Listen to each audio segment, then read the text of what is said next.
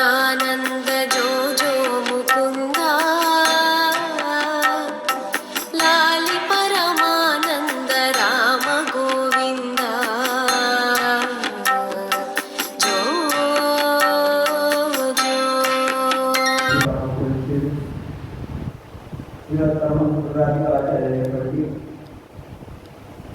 సద్గురుదేవుడు శ్రీ శ్రీ శ్రీ శ్రీ విష్ణుదేవానంద సరస్వతి స్వామి వారి యొక్క జీవితం అధిష్టానమూర్తి అయినటువంటి పుణ్యస్వాముల వారి దేవానంద సరస్వతి వారి జీవితం ఉపస్థితులై సభలో ఉన్నటువంటి అందరి ఉత్పత్తులను అదృష్టించినటువంటి ఆ పరమాత్మ దివ్య చరణాలను అనుకున్నాం సమర్పించుకుంటూ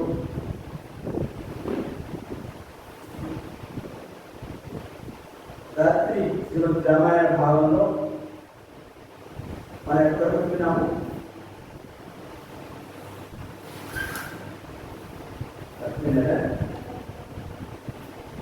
సరే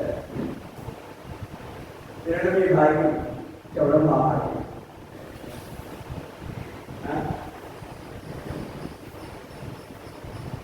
బ్రహ్మర్షి వశిష్ఠ మునీంద్రుల వారి యొక్క మహోన్నతమైనటువంటి ఆ యొక్క శక్తిపాతాన్ని చూసి ఆశ్చర్యపోయేటువంటి విశ్వామిత్రుడు క్షాత్రియ బలం దేనికి ఉద్దేశము కాదు. బ్రహ్మ తెలియదు ఏమాత్రము కూడా అది కొరగాలేదు. కాబట్టి అది బ్రహ్మ తేజస్సును తిరిగి సంపాదన చేసి కానీ ఈతని వంచగలదు అని చెప్పి భావన చేసి అంత గొప్పదైనటువంటి క్రోధంతో అతిశయంతో వారి వారి యొక్క మనోగతములను ప్రవృత్తున్నటువంటి ఆ అవమాన భావంతో తను తిరిగి చూడకుండా వెళ్ళిపోయినాడు. ఎంత సైన్యము, ఎంత దివ్యాస్త్రము, అంటే ముఖండించేటువంటి ఆ దివ్యాస్త్రంలో పనిచేయలేకపోయినాయి. అంటే లౌకికంగా మనం ఎంత చేసినప్పటికీ కూడా బ్రహ్మదేవుడి వారికి ఏ కేడం అంతమైనప్పటికీ కూడా సాధ్యం కాదని అర్థమైంది కదా. కాదు ఏదో అపూర్వమైన యొక్క శక్తిని నేను దారాత్వం చేసుకొని నేను కూడా ఆ స్థితికి వచ్చి అప్పుడు జీవన సాధ్యం కాదని నిర్ణయించినటువంటి వాడికి ఆయన అతి భక్తులతో తనేటువంటి ఆ యొక్క అధ్యయాన్ని ప్రదర్శిస్తూ తాను ఎంతో గొప్ప బ్రహ్మ తత్వాన్ని తానుగా అనుభవించి తాను బ్రహ్మర్షి అయి మన తిరిగి వశిష్ఠు మోహుడాలి అనుకున్నాడు. అలా అనుకున్నటువంటి వాడిని తీవ్ర తపస్సు దానికి అనుకుంటుంది. ఆ విధంగా ఆ యొక్క తపస్సుకు తాను ఉపక్రమించాడు. అలా ఉపక్రమించినటువంటి కాలంలో ఆయన అనుకున్నాడు, శీఘ్రగతి తపం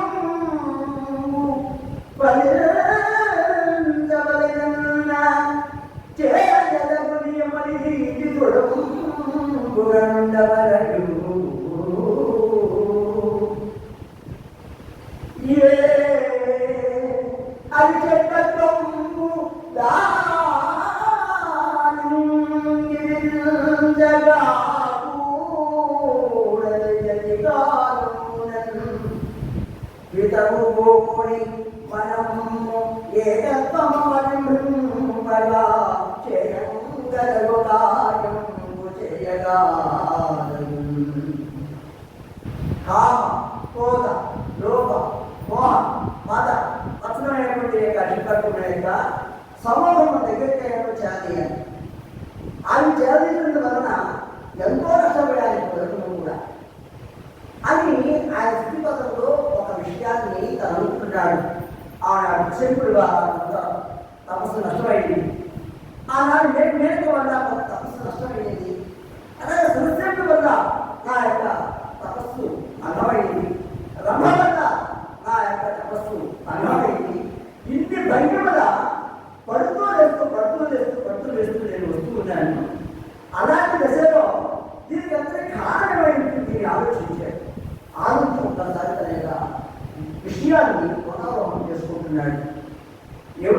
అంటే ఇదే కోసం రాజ్యాన్ని ప్రసాదించేటువంటి వాడు పూర్వం ఒక శంకుడైనటువంటి వాడు శిష్టమాసి వాడు వారి యొక్క ఆచార్యుడు కాబట్టి వారిని ఆశ్రయించి, అయ్యా ఇన్ని నాలుగు నాకు ఒక కోరిక ఉన్నది, ఆ కోరిక మీరు తీర్చాలి అన్నాడు.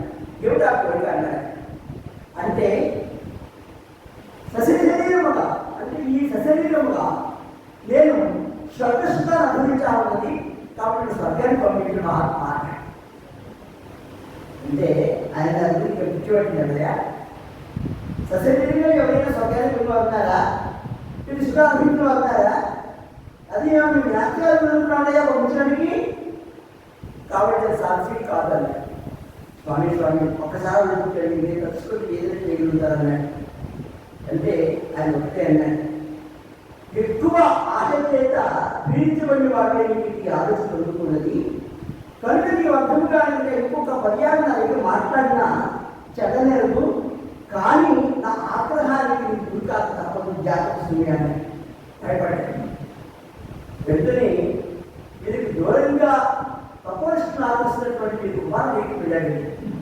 వెళ్ళి వారిని అడిగారు, అయ్యా మీ తండ్రి గారు మీరు బృహత్తర కార్యక్రమంలో ఉన్నారట, ఇప్పుడు అది సాధ్యం కాదు అని చెప్పేది మొదటగా అనుకున్నవాడిని వాడు ఎక్కడండి ఆ అంశం. కాబట్టి ఇప్పుడు మీరు నాకు సహకరించి మీరు అత్తడి వారే, మీ తల్లిదండ్రుల వారే మీరు కూడా సామాన్యులు కాదు, కాబట్టి నన్ను సత్యాన్ని పంపించండి అన్నాడు. వారు కూడా ఆలోచించారు, ఏమిటయ్యా నీకేమైనా మధ్య పెరుగుతుందా ఏమిటి, ఎలా మాట్లాడుతున్నావు, శిశిరాన్ని పంపించడం ఏమిటి, ఎలా వెళ్తావు, ఎలాగైనా నా భోగాన్ని పంపిస్తావు అంటే అన్నాడే మీరు రసూలు మీరు పంపించలేదా అన్నాడు. అంటే ఒక విషయం ఇప్పుడు గమనించారు, మన యొక్క సాధన లేకుండా, మన యొక్క పుణ్యప్రాప్తులైనటువంటి పుణ్యభావం లేకుండా, మనం చేసినటువంటి పుణ్యకృతుల యొక్క ఆతిథ్య పుణ్యాన్ని మహాపుణ్యాలు లేకుండా ఏ ఒక్కరు కూడా స్వర్గాన్ని వెళ్ళలేదు. ఆ వెళ్ళడం కూడా శిశరీరత్తు వెళ్ళలేదు, మామూలుగా వెళ్ళగలుగుతాడు ఇది మన పుణ్యప్రాప్తులనే, అంతే తప్ప ఆ స్వతసుఖాలు అందించడానికి పుణ్యం జరిగినా ఆ పుణ్యదర్శమైన లేకుండా ఏ విధంగా ఈ విధంలో కానీ ఏ సత్తులో కానీ వెళ్తాడండి ఈ దశకుడు అని ఆలోచించిన వారిని మరలా వారిని హెచ్చరించారు. మీరు ఈ విషయాన్ని గుర్తిపరచుకోండి, మీరు మామూలుగా ఏమైనా కార్యాలయం వచ్చినట్లయితే అవి సంధించండి, చదవండి, మేము దానికి పరిష్కారం ఇద్దాం అన్నారు. కానీ ఇదే ఒకటి ఇదే విషయాన్ని ప్రస్తావించే అప్పుడు వార్తే అన్నారు, ఇంతటి మతి భ్రష్టుడవు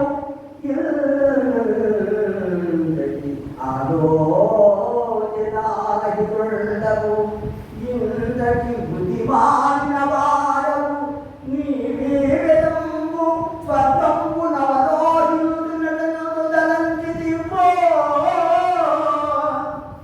ఏ మాత్రమించుగా ధర్మముగాగది చెడెదము నిక్కముగను ఎడనుండే పారిపోము అని వాళ్ళు మాలో చెప్పారండి. బుద్ధిహీనం ఎప్పుడు నీకు ఏం చెప్పినా అర్థం కావట్లేదు, నువ్వు ఇక్కడ ఉన్నామంటే మా శాపానికి గురువుతో వెళ్ళిపోన్నాను, ఆ వినం చేస్తాడని చెప్పేసి పడ్డా ప్రాధాన్యపట్ట ప్రారంభించాడు. అప్పుడు అన్నాడు, సకల సౌభాగ్యములను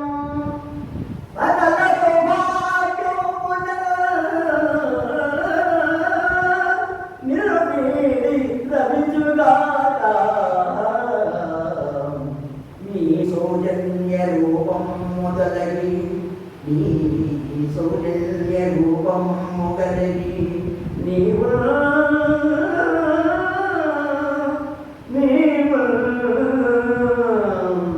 అంటరాని మాది దేహం దాతుగా అంటరాని వాళ్ళ యొక్క దేహాన్ని అంటరాని విద్యాలను నడుపుతున్నా కనుక అంటరాని యొక్క దేహాన్ని నువ్వు పొందినప్పుడు వాడివయ్యి ఎలా దుఃఖాత్మివై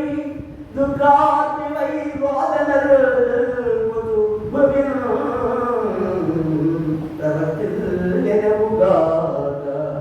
ఇది మాంశాపము తిరుగులేదు త్రిశంక నీవనుభవించువిగలిసినో ఎవళ్ళు కావడాలు ఎవరు కనుపాతో అనుగ్రహించేవాడు కృపతో ఇది మా యొక్క శాపం. ఆ శాపానికి భిన్నం లేదు, భంగం లేదు. ఏ విధంగా కూడా ఎవరు కూడా నిన్ను మాకేవారు లేరు. కాబట్టి నీవు ఎంత చందా వేయకుండా ఆ కోరిక కోరావో అదే చందాలతో నువ్వు చందా వేయకుండా స్వరూపం ధరించి నీ వచ్చి ఈ పృథివీ వినియోగం నీ జీవితాలను కూడా వదులుగా అని చెప్పి శాపించాడు. శాపిస్తూ చూసుకున్నాడు. అప్పుడు ఉన్నటువంటి హేమాభ భూషణులన్నీ కూడా ఇనుప భూషణాలైనాయి. అంటే ఇనుముతో చేసినటువంటి అవి శనికి ప్రధానమైనటువంటి ఇనుమనేటువంటిది ఆ లోహంతో తయారైనట్టుగా అయిపోయినాయి. తర్వాత నాకు శరీరం నల్లగా మారిపోయింది. ఎంతో గొప్పమైనటువంటి సుకుమారమైనటువంటి సౌందర్యమైనటువంటి ఆ మొదలులో కూడా చూడటానికి చాలా వికారమైనటువంటి ఆకృతిగా దృష్టిలో పంచుకోబడింది. తద్వారా వాడి రూపం వాడి చూస్తూనే భయానకంగా తయారైంది. నల్లని వస్త్రములు, ఆ వస్త్రములు కూడా చీకిపోయి ఉన్నాయి. ఆ వస్త్రములు మనం తీసి మార్చుదామన్నప్పుడు కూడా వచ్చేవి కావు, పోయేవి కావు. అది శాపం. ఆ విధంగా వాటిని ఇది ఏం చేయాలంటే వాడికి కూడా కుమితం వచ్చింది. లోపల మనసులో బాగా కోపం వచ్చింది, ఆవేశం వచ్చింది. ఆవేశం వచ్చిన తర్వాత ఈ విషయాన్ని సాధించాలి అంటే ఎవరున్నారు ఇంకా చెప్పి చేస్తాడని అనుకున్నాడు. అనుకుని ఈయనకి ఆయన వచ్చేది కదా, ఈయనంటే ఆయన పడదు కదా, ఆయన చేయడం కార్యం చేశాడంటే ఆయనకు గొప్ప కదా, తద్వారా ఆ గొప్పతో ఆయన తరువుతుంది కదా, తద్వారా నేను పరికరించేప్పుడు ఈ యొక్క కార్యానికి ఇష్టాంతం నాకు సహాయం చేసినట్లయితే అంటే సహాయం చేసినట్లయితే ఏమవుతుంది? వశిష్ఠుడు మొత్తం మారిపోతుంది. ఆయన అహంకారం తీరు, ఆయన అహంకారం తీరుకుంటే ఆ విధంగా దిశలో విశ్వేశ్వరుడు వెళ్ళాడు. విశ్వాసం దగ్గర వెళ్ళాడు. వెళ్ళి ఆంగ్ల శ్రేష్టముని సత్తమా ముందుగా చెప్పాడు. ఆయన పొగటంతో బాగా ఇష్టమండి అని చెప్పి ముందుగా చెప్పాడు. ఆర్య శౌర్య గురుసత్తమ శౌర్య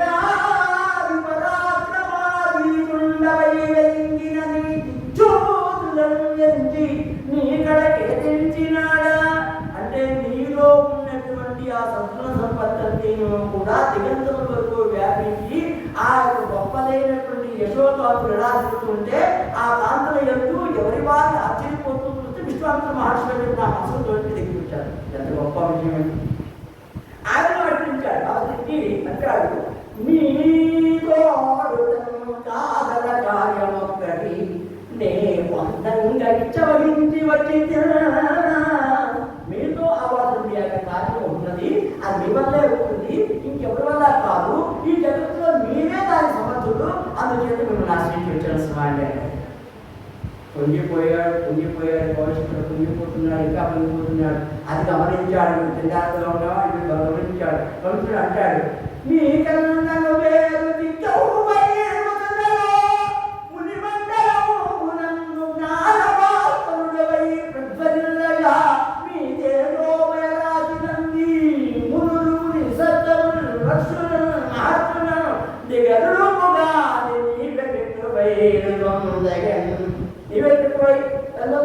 ఎక్కువైపోయి పెరుగుతుంటే వీళ్ళందరూ కూడా ఎలా ఉన్నారంటే పేద దేవుడి ముందు ఆ చిన్న ఎవరండి చిన్న ఎదురు ఉన్నటువంటి మినుగురు పూలు లాంటి వాడండి.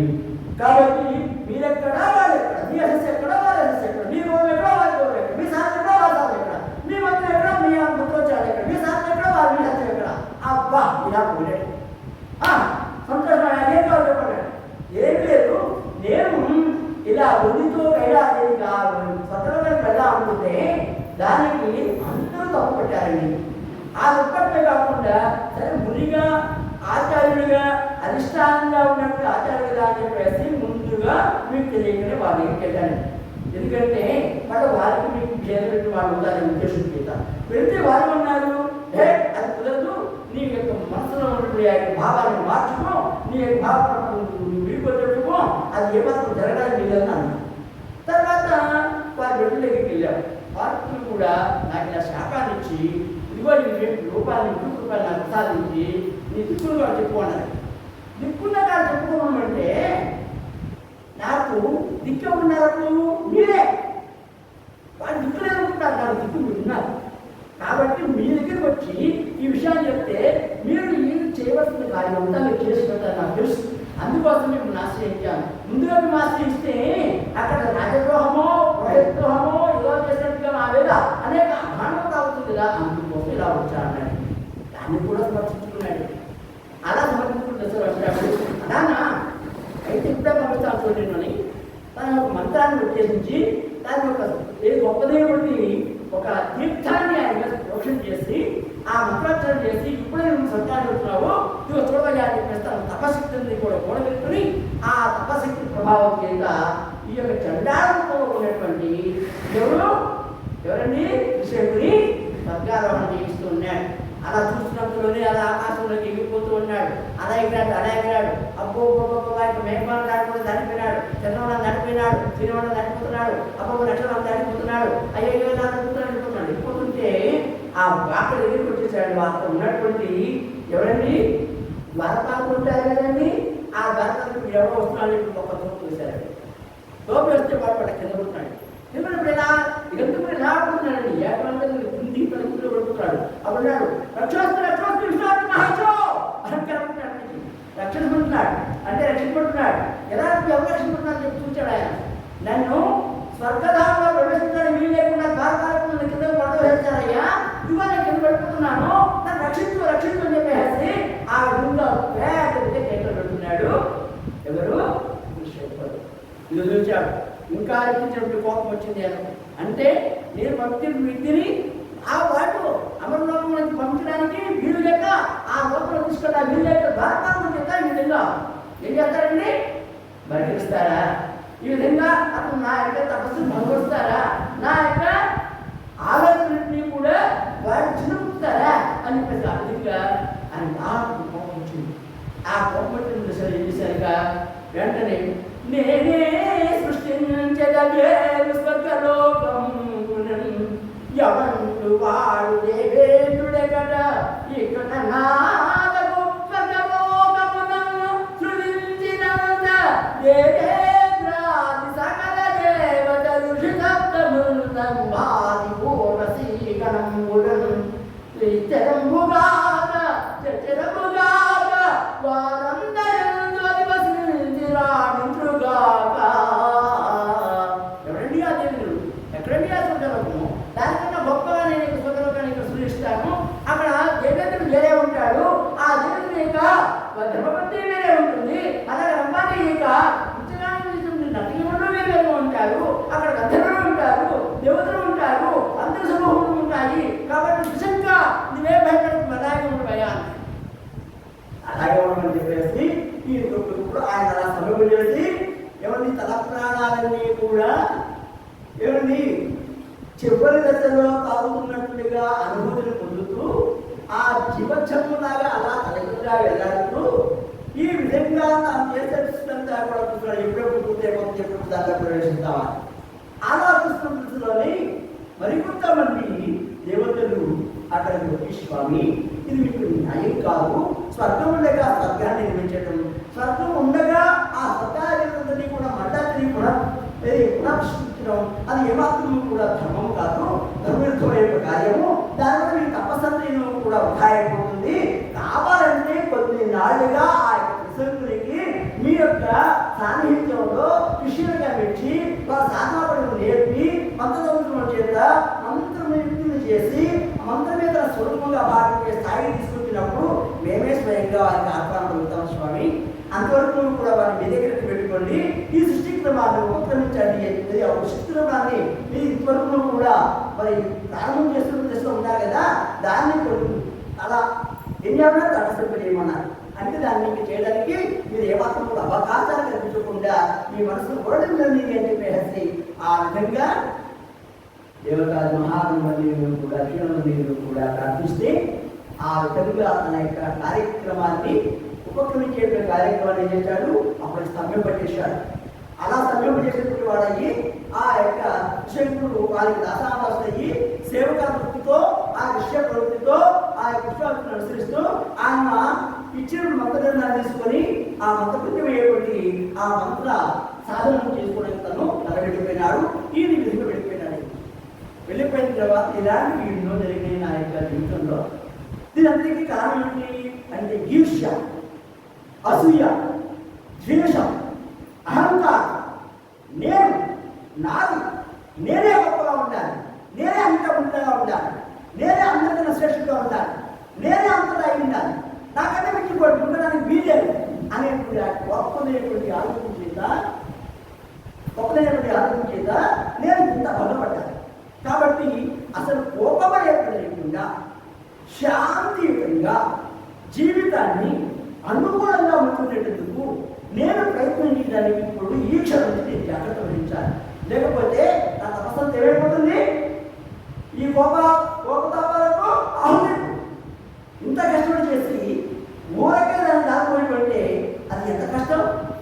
ఆనాటి కాలం త్రేతాయుగం కాబట్టి ఆ యొక్క ఆ మనుష్య శరీరానికి అంత శక్తిధాతులు ఉన్నాయి కాబట్టి అంత బతుకు ఉన్నది కాబట్టి వారు పడినా లేచినా సరిపోయింది. కానీ ఇప్పుడు ఈ మధ్య లోకంలో ఈ కలియుగంలో అది సాధ్యమైన విషయమే కాదు. అంచేత మహాత్మ ఏం చేస్తున్నాడు అంటే ఇక్కడ పుటా సన్యాసం యొక్క ఉద్దేశం చేత ఇక్కడ భార్యావతుల్ని సన్యాసం తీసుకుంటారయ్యా. ఈ గృహస్థాశ్రమంలో మన బంధీనం అయితే విషయాన్ని మేము గ్రహించలేమో, తద్వారా మేము ఆ ధర్మాన్ని నిర్వర్తించలేము. కాబట్టి ఈ విధంగా మేము వెళితే ఆ విధంగా ధర్మాన్ని మేము ప్రకటించుకోవడం అవకాశం ఉంది అనే ఉద్దేశం చేత వారు ఆ విధంగా బ్రహ్మచర్య నుంచే సన్యాసాశ్రమాన్ని స్వీకరించేటువంటి విధానాన్ని ప్రధానంగా ఆదిశంకరాచార్యుల వారు మనకు అది ప్రసాదించారు. ఆ విధంగా ఇప్పటికీ కూడా బుద్ధి జ్ఞానము ఉందిట్లా నీకు అని అంటారు. ఏదైనా కోపం వస్తే అంటే బుద్ధి జ్ఞానం నీకుందా అని అంటారు. బుద్ధి లేదు, నాకు జ్ఞానం లేదు నీకు ఎవరంటారు చెప్పండి? ఎవరంటారా? ఎవరంటారు? సాధిస్తారా? సాధిస్తారు. బుద్ధి లేదంటే పెద్ద కోపం వచ్చేస్తుంది, జ్ఞానం లేదంటే పెద్ద కోపం వచ్చేస్తుంది. అరే నీకు ఏ మాత్రం కూడా ఇంత కూడా లేదురా అంటే ఇంత కూడా లేదా అది ఏమందేదట, కానీ ఇంత కూడా లేదురా అంటే దాని అర్థం అదే బుద్ధి లేదా అని. మరి అలాంటి దశలో కూడా ఎవరు కూడా దాన్ని సహించలేదు. కాబట్టి బుద్ధి జ్ఞానం ఉంది. ఆ ఉన్నట్టు దానిలోని యుక్తమైనటువంటి శిష్టాచార్యయుక్తమైనటువంటి ఆచారయుక్తమైనటువంటి మంత్రప్రోక్తమైనటువంటి నియమబద్ధమైనటువంటి జీవితాన్ని గడిపి మన దేవుడి యొక్క దైవికమైనటువంటి ఆ యొక్క గొప్పదైనటువంటి స్థితిని మనం పొందాలి. అంటే అన్నిరూ కూడా తానే ఉన్నప్పటికీ కూడా తాను వేరుగా ఉన్నాడన్న భావంతోనే దేవుడి కూడా ఏది తిరగాటు ఉంటుంది కాబట్టి మాయాత్మకమై వ్యవహరిస్తుంది కాబట్టి ఆ మాయను చెల్లించుకునేటువంటి ఆ యొక్క గొప్పదైనటువంటి అవకాశం ఎక్కడున్నాయా అంటే ఇక్కడ మానవ జన్మకు మాత్రమే ఉంది, ఇంకొక దానికి మాత్రం లేదు అనే విషయాన్ని బాగా అవగాహన చేస్తున్నటువంటి ఆ యొక్క విశ్వవిద్య మహర్షి ఇక మిత్ర ఇక మాత్రం ఏ మాత్రంలో కూడా ఈ కామ క్రోధ లోభ మోహ మతమైనటువంటి అశంవర్గానికి దాచుని కాకుండా నేను కాపాడుకోవాలి అని చెప్పి ఆ విధంగా తీవ్రమైనటువంటి తపస్సు చేసి ఆ తపస్సు చేసిన దశలోనే ఏం జరిగిందండి? 12 ఏళ్లకు తనకు స్పృహ వచ్చింది. ఎలా స్పృహ వచ్చింది? బ్రహ్మదేవుడు ప్రత్యక్షమయ్యి నాయన నీ తపస్సు మెచ్చారుగా, ఇప్పుడు నీవు బ్రాహ్మణుడైనావు, నీవు ఋషువైనావు అని చెప్పేసి మాస్టరైనావు, నీకు ఇంకా ఏమీ తపస్సు అవసరం లేదు, సరిపోతుంది కదా నాయన, నీకు నువ్వు ఉపక్రమించు అని చెప్పేసి ఆయన అందించాడు. ఈవిడి కోరిక ఏమిటి? నేను బ్రహ్మర్షిని అవ్వాలి ఈ కోరిక. అందుకే ఋషి మహర్షి అంటే ఆయన ఏ మాత్రం కూడా ఒప్పుకోలేదు. తద్వారా నా వరకు ఇంతవరకు నేను చేసిన దానికి నేను ఇచ్చాను అని చెప్పేసి ఆయన అంతర్గతమైతే ఇలా కాదని చెప్పేసి మరలా గొప్పదైనటువంటి ఆశక్తి కోసం తాను ఏం చేశాడండి? ఇంకా తీవ్రతమైనటువంటి తపస్సు ప్రారంభించాడు. ఎవడు అతీవ్రతమైనటువంటి తపస్సు అంటే ఆధారమునన్ముట్టడు పానీయంబునం రావడు నేయంబవళ్ళు విశాలంబునందైతడు ఏ క్షణంబును మంత్రరాజంబునం వేలడు దీక్షాదక్షుడై తపోగాలందా తడించుతుండ ఏ క్షణంబునం ఏ వడు తా దివ్య ప్రభా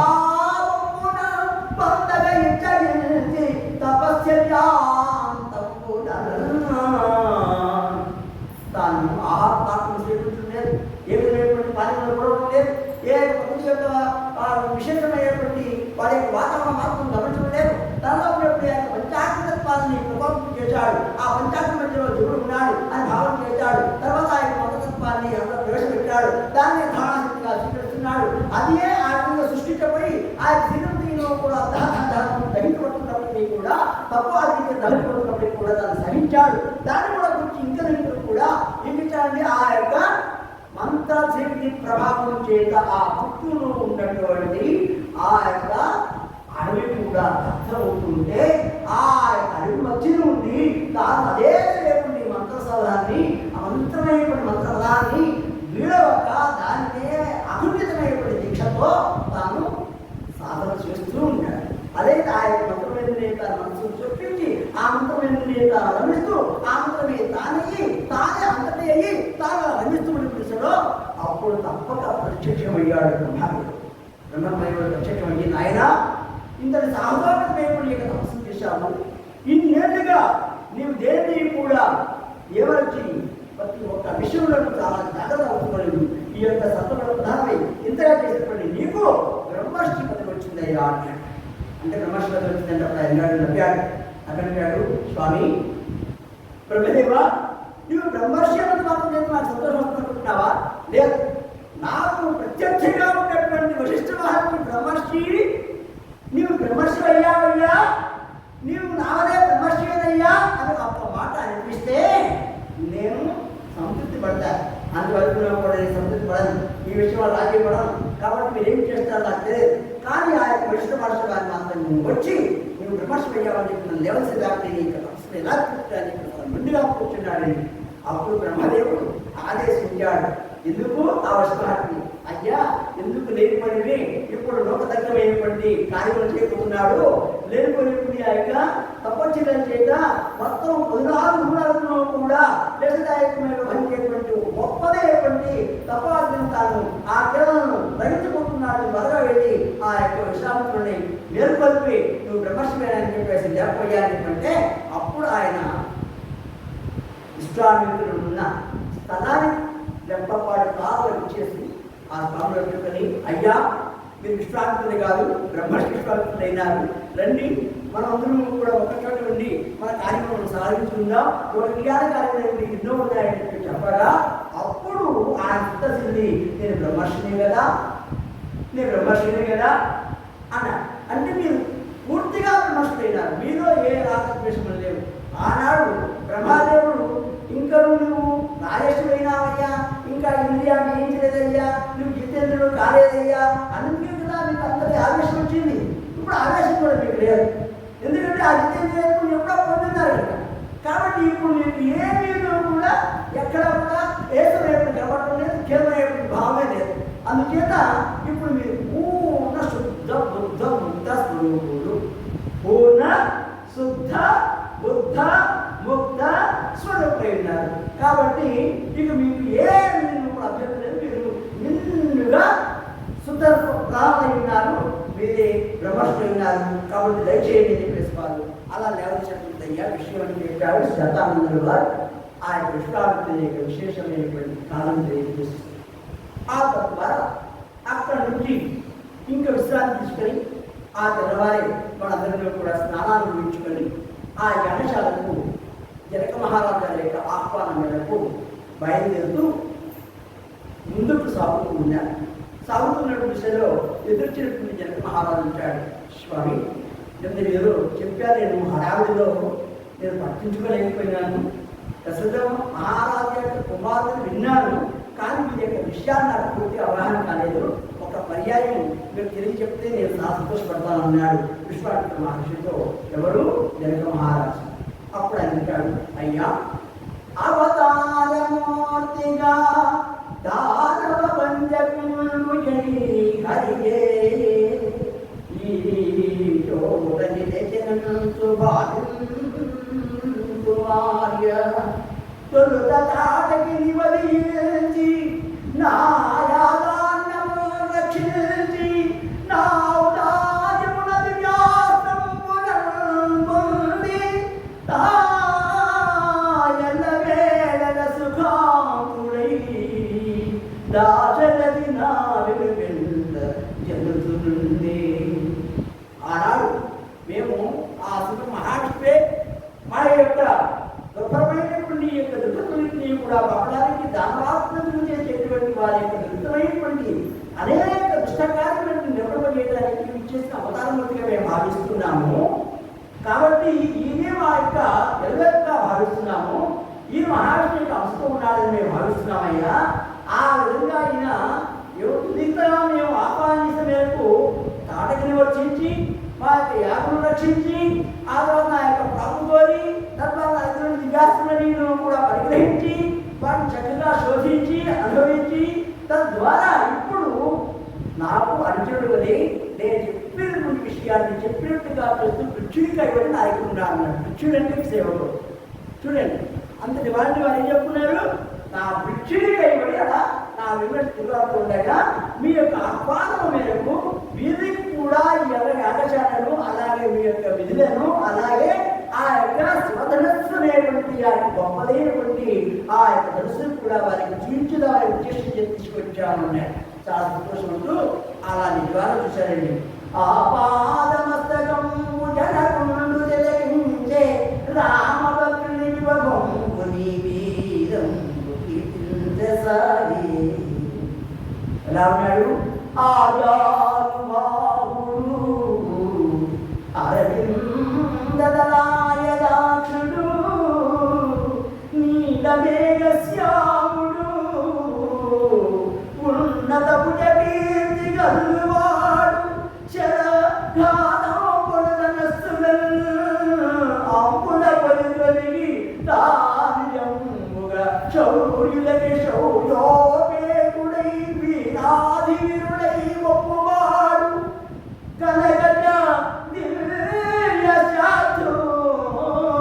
శాస్త్రోల శిగంబు మదంబుల కోటగా గట్టి పిక్కిలించిన వారిగా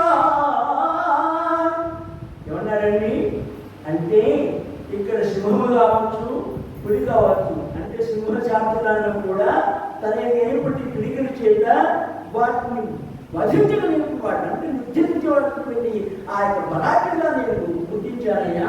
ఆ యొక్క అమృపతి నుండి అక్షయతులేలుగా ఉన్నటువంటి ఆ యొక్క శస్త్రువులను కూడా చూసి ఈయన కన్నా చూడాల్సినటువంటి వేరే లేరు అనుకుంటున్నాను. అదిలో కూడా కాకుండా ఈ భుజములు ఎంత ఉవ్యక్తిగా ఉన్నాయంటే చెప్పడానికి వీళ్ళంత విశాలంగా ఉన్నాయి, ఉవ్యక్తిగా ఉన్నాయి, ఉన్నతమైనటువంటి ఆ యొక్క శిఖరాలు దాకే విధంగా ఉన్నాయి. ఆయన కీర్తిని చాలుతూ ఉన్నాయి. తద్వారా పద్మములు అప్పుడే వికసిస్తే ఎలా ఉంటాయో అంత సుందర సుకుమారమైనటువంటి ఆ నేత్రమే కలిగినటువంటి వాడిగా ఉన్నాడు. అలాగే ఆ యొక్క ముఖము కూడా ఎంతో ప్రసన్నమైనటువంటి విధంగా ఆ యొక్క చంద్ర భగవానుడు పూర్ణుడు ఎలా ప్రకాశిస్తాడో ఆ యొక్క ముఖము కూడా అలా ప్రకాశిస్తూ ఉన్నదయ్యా. తద్వారా ఆ యొక్క మూర్తి యొక్క రూపును చూస్తూ ఉంటే మా తనులు ఏమాత్రం కూడా రెప్పలాడక అలా నిలబడి చూస్తూ ఉన్నాయ్యా. ఇంతటి శ్యామసుని ఆ యొక్క రాముడి యొక్క దర్శనము మా యొక్క జగత ఎంతో ధన్యము చెందిన జగత ధన్యం చెందిన వలన మీ యొక్క ఆగమనం చేయడం వాటికి భాగ్యం కలిగింది అని చెప్పేసి జనక మహారాజు గారు ఎవరిని అడిగాడండి, ఎవరితో అన్నాడండి, విశ్వామిత్ర మహర్షితో అన్నాడు. అలా అన్నప్పుడు ఆయన సూచన నవ్వుకున్నాడు. నవ్వుకున్నటువంటి వాడు అయ్యి దయచేయండి ఇప్పటికీ ఆలస్యమైందని చెప్పేసి దేవతలను తీసుకువెళ్ళారు. అప్పటికి చాలా మంది పెద్దలు వచ్చి కూర్చున్నారు. ఆ పెద్దలలో కూడా వారి వారి యొక్క విలాసాలు చెప్పుకుంటూ ఉంటే పక్క బట్టలు వారు ఎదుకొచ్చిన వారు వారు లేచి ఒక్కొక్కరే ప్రయత్నం చేస్తూ ఉన్నారు. అలా ప్రయత్నం చేస్తున్న దశలో ఎంతమంది అంటే చెప్పడానికి కానీ మహారాజులు అక్కడ వచ్చేసి విధానం వచ్చేసి అని ఆశ్చర్య అంటాడు. ఏమంటారు, ఉన్నత మహాశ్రేష్ఠ పదవులను అలరిన యుగులందరి మా ఆహ్వానమ మేరకు వచ్చిన ధన్యమూర్తినైతి. నేను ధన్యమూర్తినయ్యాను. మీ అందరూ కూడా నా ఎంతో గొప్పైనటువంటి ప్రేమానంతో నేను ఆహ్వానం పంపిస్తే మీరందరూ కూడా వచ్చి ఉన్నారు. చాలా సంతోషము. కానీ ఇక్కడ ఒక్క విషయం మాత్రం మళ్ళీ చెప్పుకోవాల్సి వస్తున్నది చెబుతున్నారు అన్నారు. ఏమిటి ఆ విషయం అంటే ఒక్క విషయం చెప్పారండి. ఏమిటని, ఈ ధనస్సు సామాన్యమైనది కాదది శివచాపమునందు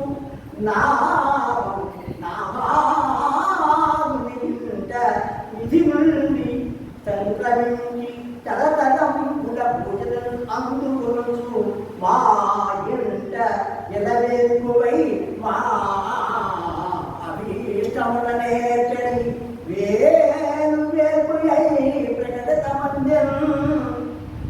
అంటే నిద్రాదృష్టి వారి యొక్క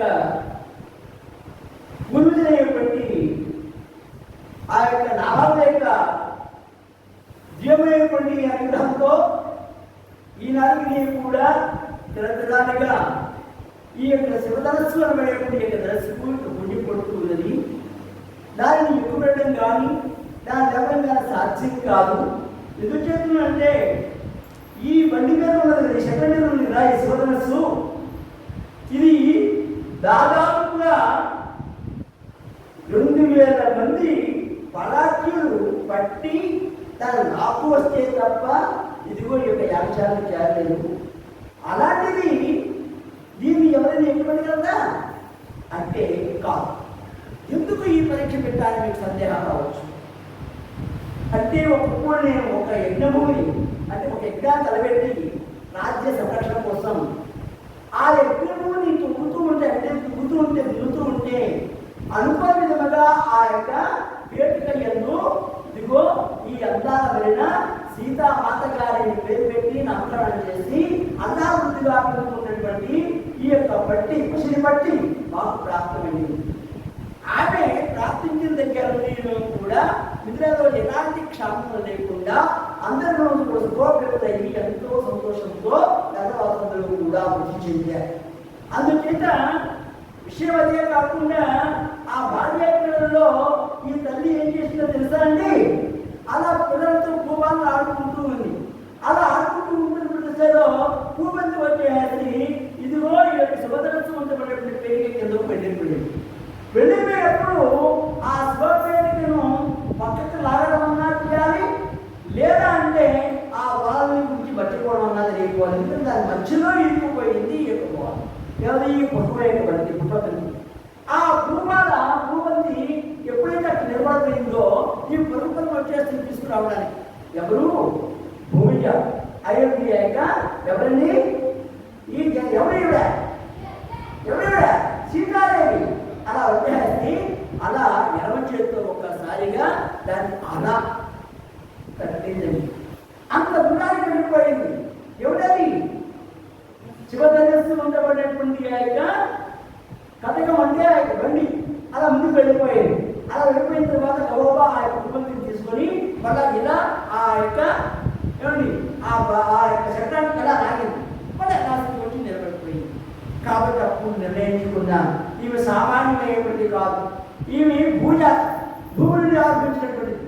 కాబట్టి వీరాసత్వాన్ని ప్రకటించవలసిందే తప్ప కన్యాసత్వం వసతమైనది కావాల్సింది. వీరాసత్వానికి మాత్రమే నేను ఈ యొక్క ఆపదైనటువంటి యొక్క సీతపను కట్టబెట్టాలని అప్పుడు నిర్ణయం చేసుకున్నాను. ఆ నిర్ణయం ప్రకారంగా ఇప్పుడు నేను ఇదిగో ఈ యొక్క సభాసదులందరికీ కూడా తెలియజేస్తున్నాను అన్నాడు.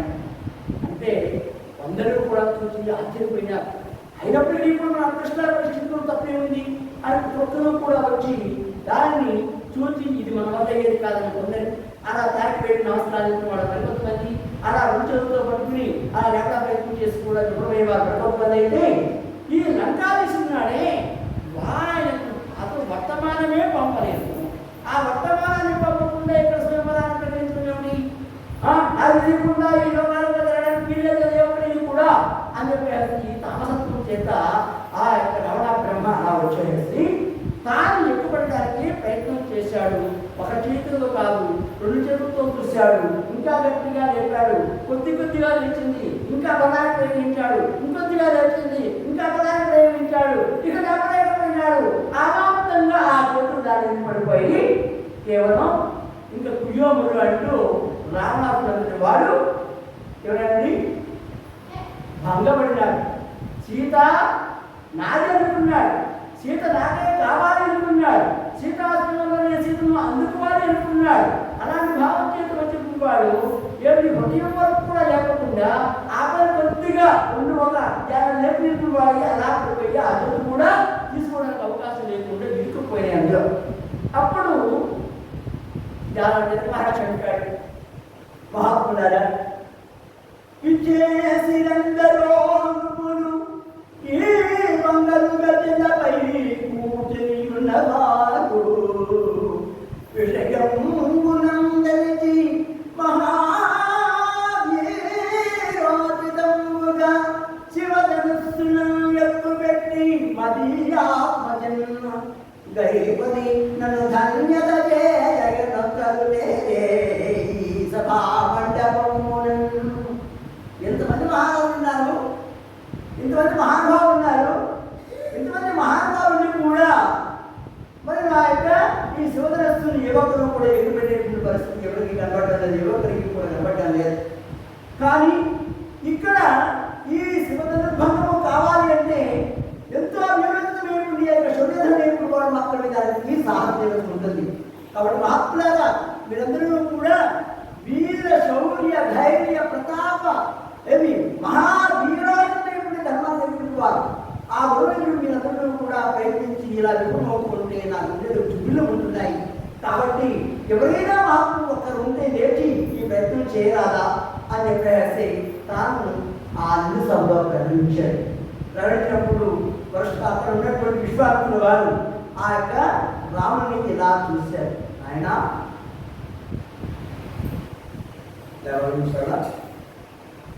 నువ్వేవా అలాగే ఈ యొక్క ఆజ్ఞ. ఎందుకంటే మా తండ్రి గారు ఏం చెప్పారు, గురువు గారు ఏది చెప్తే అది నీవు నిర్వర్తించలేము. ఇది ఏమి అది ఏమి కనుక ప్రసిద్ధిలోకి అవకాశం లేదు. గురువారిని వేయడానికి వీల్లేదు. అందుచేత గురువు యొక్క ఆదేశానుసారం నువ్వు ఏమి చేయవలను వారి ఆదేశం వెంటనే చేయరామా అని చెప్తారు. కాబట్టి ఇప్పుడు నేను దాన్ని సిద్ధమన్నట్లుగా ఆయన లేచి ముందుగా గురుదేవులకు ప్రదక్షిణ నమస్కారాలు చేశారు. ప్రదక్షిణ నమస్కారాలు చేసుకుని సాక్షా నమస్కారాలు చేసి గురుదేవ ఆజ్ఞ అన్నారు. ఆయన వెళ్ళు విజయభవ అన్నాడు. ఆయన వెనక విజయభవ అన్నాడు, దిగ్విజయీభవ అన్నాడు. ఆ విధంగా ముందుకు వెళ్ళాడు. ముందుకు వెళ్ళిన తర్వాత అందరినీ కూడా ఒకసారి పరిగెత్తి చూశాడు. పరిగెత్తి మళ్ళీ అక్కడి నుంచి చేపల దగ్గర వెళ్ళి చేపానికి నమస్కారం చేసి ఆ మునులకు చేపాలని కూడా చేశాడు. అలా చేసి నిలబడినట్టు వాడికి గురుదేవులకు చూసి నమస్కారం చేశాడు. ఆయన కానీ విజయభవ అన్నాడు. అక్కడ ఎవరు విశ్వామిత్ర మహర్షి వారు అలా ఎప్పుడైతే అన్నారో ఇంకా అట్లా ఆ గురుదేవుని పట్టుకుని ఆ యొక్క కృష్ణజాపని అడిగాడు. ఆ యొక్క శివజాపని పెట్టి శివధనస్సుకు నమస్కారం చేసుకున్నాడు. చేసుకుని ఆ తర్వాత ఆ చేతికి ఇలా కొంచెం అలవగా నిలబడండి. చెరుకు కొంత ఎండిపోతే ఎంత గండుగా ఉంటుందో, ఆ గండుగా ఉండడానికి ఎంత తేలికగా ఉంటుందో, అది కూడా గోపు కూడా ఎలా ఉంటుందో, ఆ గోపులో కూడా అంతహీనంగా ఉండే దశలో కూడా అలా పట్టుకున్న ఎంత ఎండిపోయిన తర్వాత ఎంత స్పష్టంగా ఉంటుందో ఆ వైపు యొక్క దండాన్ని మెల్లగా ఎట్టాలి. అలా ఎక్కేటప్పటికీ అందరు విశ్లేషణ ఎలా చూస్తూ ఉన్నారు. విశ్లేషణ అయిపోయినారు. ఏమిటి నిజంగా ఎంత దొరుకుతుందా కదా, నిజమా అందరు చేపలు ఈ పిల్లవాడు ఈ చిన్న పిల్లవాడు అలా ఎక్కడమా అనుకున్నారు. అలా ఎక్కిన వాడికి అప్పుడు గురువుని కూర్చుంటాడండి. అన్నాడు, రామా ఆ చేపలు నాకు వింటి తీయాలి, ఆ వింటిని తగిలించు అన్నాడు. వింటి అంటే దానికి ఉన్నటువంటి తీగ తాడు. ఆ తాడుని ఈ చివరి నుంచి ఆ ప్రవర్తన కూడా వచ్చి దానికి అందిస్తే అప్పుడు శరస్సులు అప్పుడు ఆ యొక్క శస్త్రాన్ని సంధించడానికి అవకాశం ఉంది. ఆ విధంగా ఏమంటే అప్పుడు తన యొక్క కుడికాలు పట్టణ వ్యాధులతో ఆ యొక్క శిరస్సు ఆ యొక్క శిరస్సు దళితుని అలా అదిపట్టి ఎడవ చేతితో ఇలా పెరిగినటువంటి దానిని మెల్లగా ఉంచుతూ కుడి చేతితో ఈ యొక్క వడ్డతాలను తీసుకొని అలా పట్టుకుంటుంటే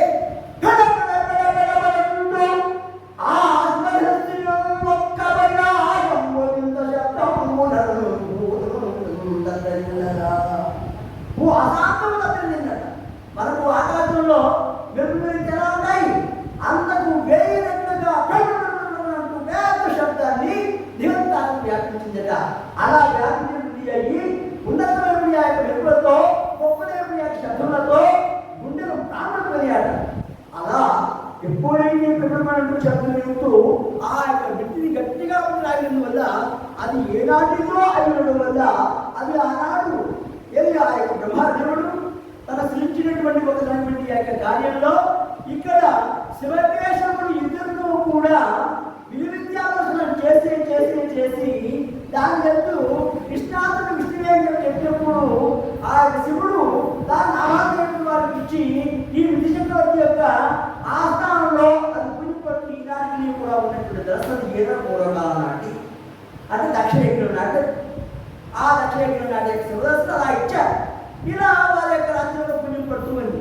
ఇప్పటికీ ఈ శ్రీరామచంద్రమూర్తి ఆ అవతరించడం వల్ల ఏం చేసినట్టు ధర్మమూర్తిగా గురువు యొక్క ఆజ్ఞ ప్రకారంగా ఆ శివదర్శనం ఇలా పట్టుకుంటే పడపడలేమని పెద్ద శబ్దముల చేత ఆకాశం కంపించింది, భూమి ఆకాశం కంపించే. అప్పుడు అది ఆ శబ్దం చిరుతనే మధ్యకు అది దిగిపడింది. దిగిపడితే ఎవరిని చెప్పినప్పుడు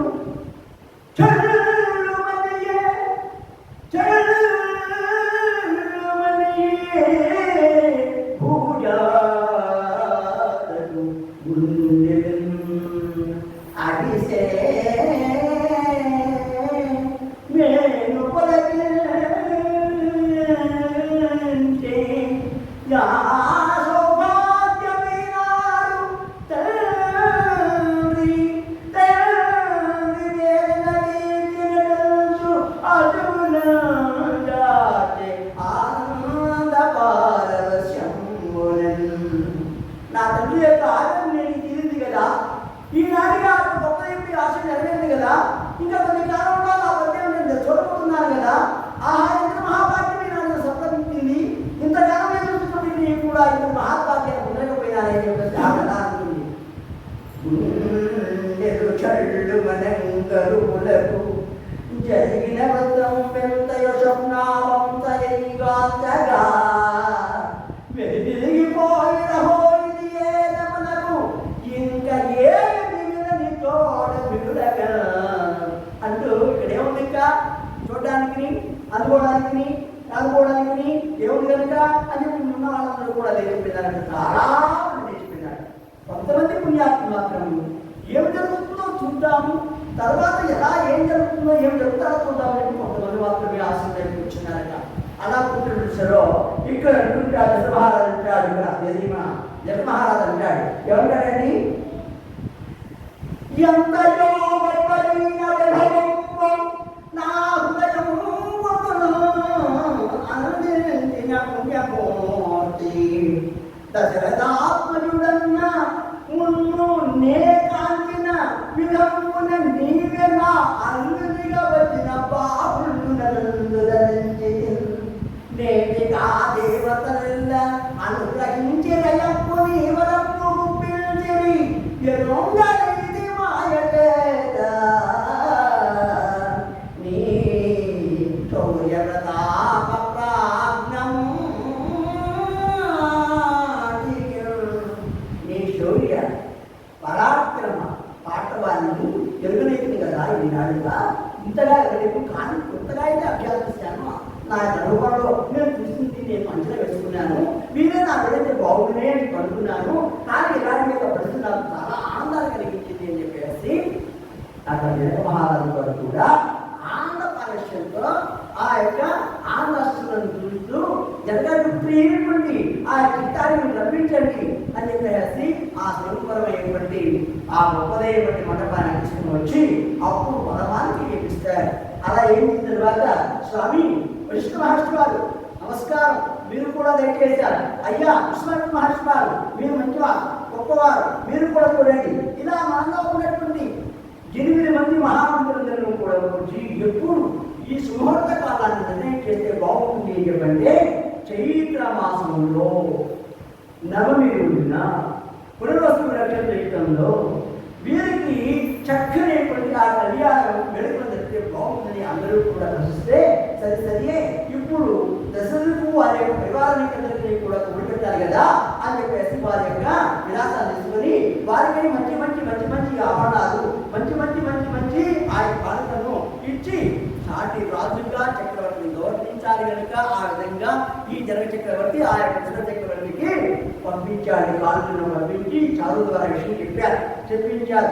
ఆహా, ఎంత గొప్ప విషయం విన్నామో ఈనాడు రామచంద్రమూర్తి వివాహానికి జరిగినటువంటి కన్నీ నేర్చుకున్నాడా, ఈ విధంగా సందర్భం జరిగిందా, విలాసీయుడి యొక్క కుమార్తెను తన యొక్క కోడలుగా రాబోతున్నదా అని చెప్పి ఎంతో సంతోషపడ్డారు. తద్వారా అందరూ కూడా ఉత్సాహం తెలియజేసి ముందుగా కొంతమంది ఆ యొక్క దాసిదాసు జనాలని అలాగే కొంత పరివారాన్ని పంపించి మేము వెనుకొస్తున్నామని చెప్పాలని వీరందరూ కూడా అక్కడ వెళ్ళి విషయం చెప్పారు. ఇంతలోనే ఈ యొక్క కార్యక్రమాన్ని కూడా పూర్తి చేయడానికి ఆ అమ్మగారు నాన్నగారు వారు లేకుండా చేయడం సాధ్యం కాదు కనుక వారు వచ్చిన తర్వాత అన్ని కూడా మొదలెడదామని చెప్పి జనక మహారాజు చెప్తే అప్పుడు దశరథుడు వారి యొక్క ముగ్గురు భక్తులు సభ్యులు ఇచ్చేసి వారి యొక్క ఎదురుతో సహా ఇచ్చేసి వాళ్ళ మేనమతో వారి బంధువులతో జనాలతో కూడా ఇచ్చేసి ఆ నిజాలు కూడా కడకలాడిపోతున్నది.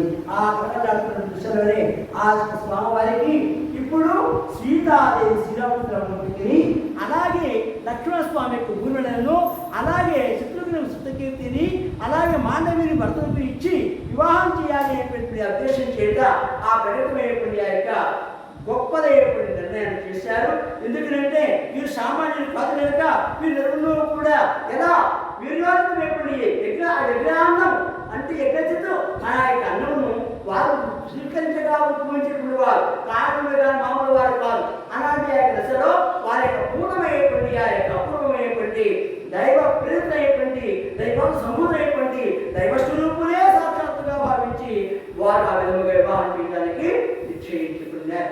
ఆ విధంగా నిశ్చయాత్మకమైనటువంటి విజ్ఞానంతో వారికి విశేషమైనటువంటి సంపద చేస్తూ ఉన్న దశలో వారు చక్కగా ఆ వివాహ వేడుకను పూర్తి చేస్తున్నారు. అయ్యా, ఈమె మా సీత, ఈమె నా కుమార్తె, ఈమె మీకు ఎప్పుడు కూడా వెన్నంటి మీ యొక్క మేలు ఛాయ అంటే మీ యొక్క నీడ ఎలా అయితే మీ నుండి వేడి కాకుండా ప్రవర్తిస్తుందో అలాగే నా యొక్క ధర్మచారి యొక్క సుపోషణలో పెంపొందింపబడినటువంటి సుగుణాలైనటువంటి ఈ జనగని కూడా మీ నీడ ఎలా వీడకుండా ఎలా అయితే ప్రవర్తిస్తుందో అలాగే పాతిమధ్య స్థితిగతులలో ఏమాత్రము కూడా తీసుకోగా మీ వెంటనే నడుచుకోవాలి.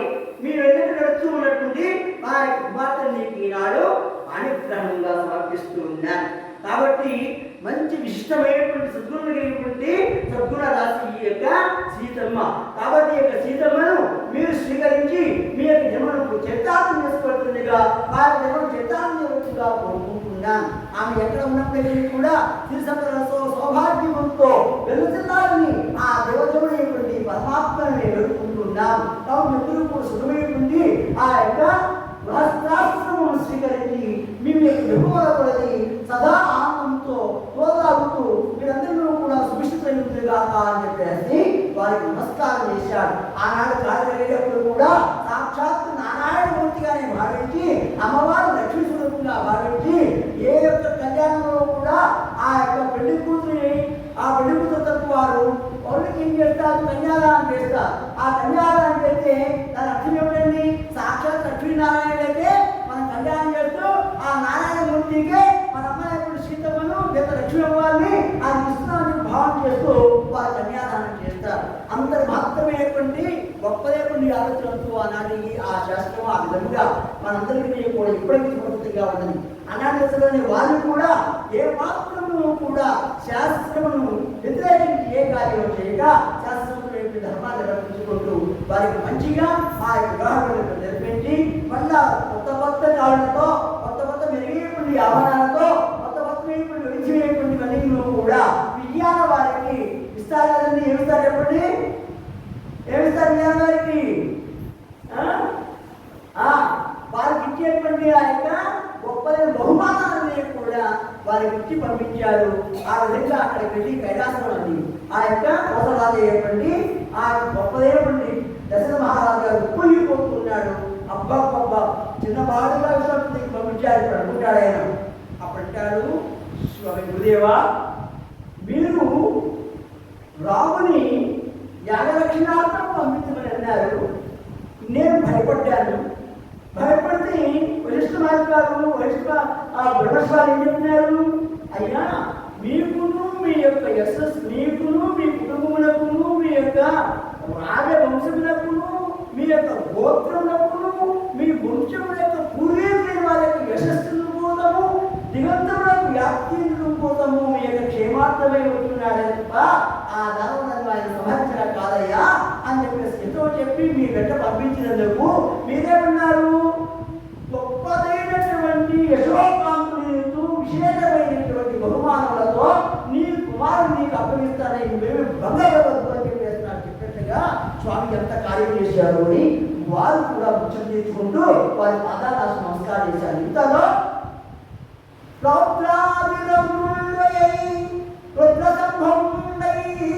పరశురాముండక్కడు నచోటికే తెంచి ఎవడు రాశివచాపం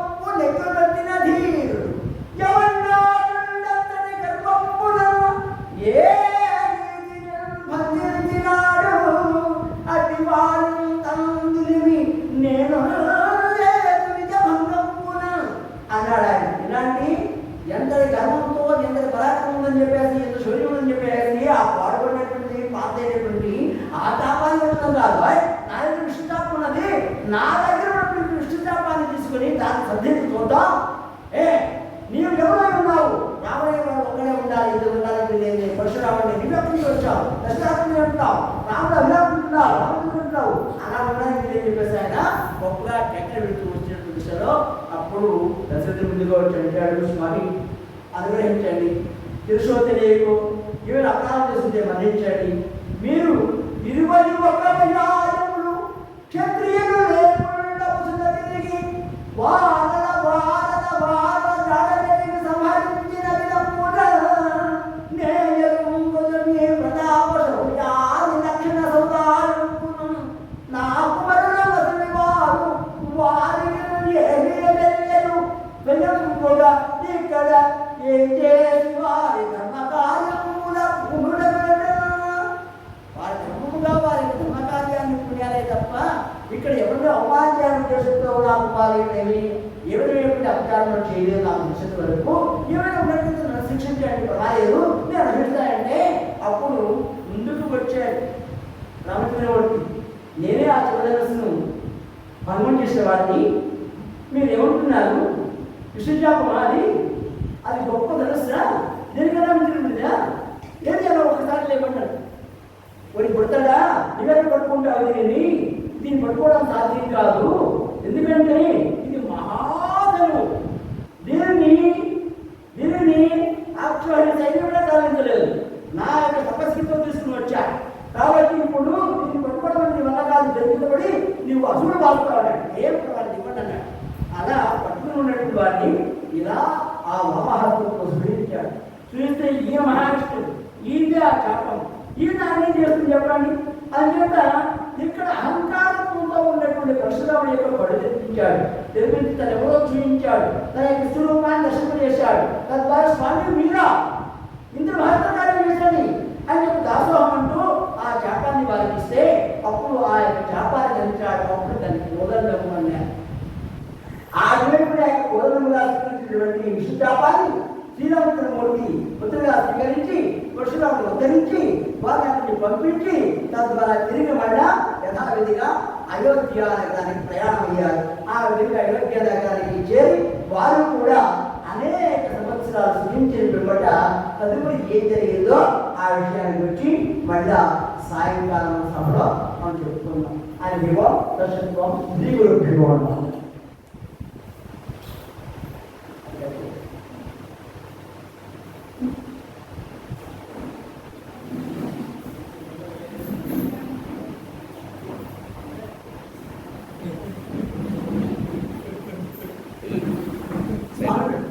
స్వామీజీ ఎక్కడున్నా రావాలని కోరుతున్నాం.